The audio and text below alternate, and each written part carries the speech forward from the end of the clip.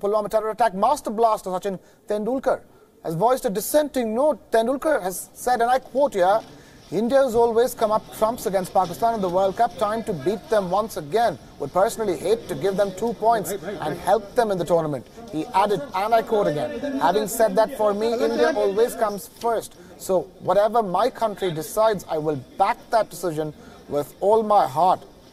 Tendulkar said that India not playing Pakistan in the upcoming World Cup would only help the arch rivals in the mega event. And the cricketing icon is not the first one to echo this view. Sunil Gavaskar, he made a similar comment on the issue where he said that India would be better off beating Pakistan in the World Cup than forfeiting the 16th June tie in the wake of the Pulwama terror attack. The ICC World Cup, keep in mind, begins in the United Kingdom on the 30th of May, and so far cricketers Harbhajan Singh and Yuzvendra Chahal have called for the complete cricketing boycott of Pakistan. Digvijay, that's exactly what we're discussing. The way the cricketing fraternity is speaking across generations, from Sunil Gavaskar to Sachin Tendulkar, and then you see the views getting harsher towards Harbhajan Singh and Yuzvendra Chahal.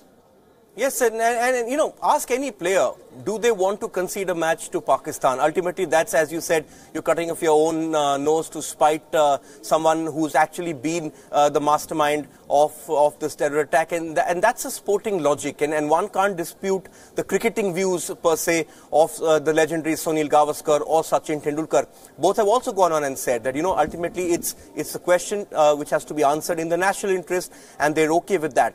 But it fundamentally boils down to not the group match, not the match on June 16th. What happens if India end up facing Pakistan in the World Cup final in July? There's only been one precedent like this in 1974.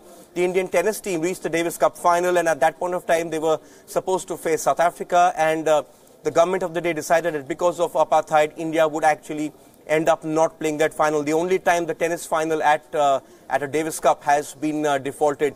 These are larger implications, and these are the ones that have to be addressed. India can flex its financial muscle and tell the ICC that, you know what, we won't play, because if India does not play the World Cup, then the ICC is going to face financial ruin, because 70% of the ICC's revenues comes in from India and Indian companies.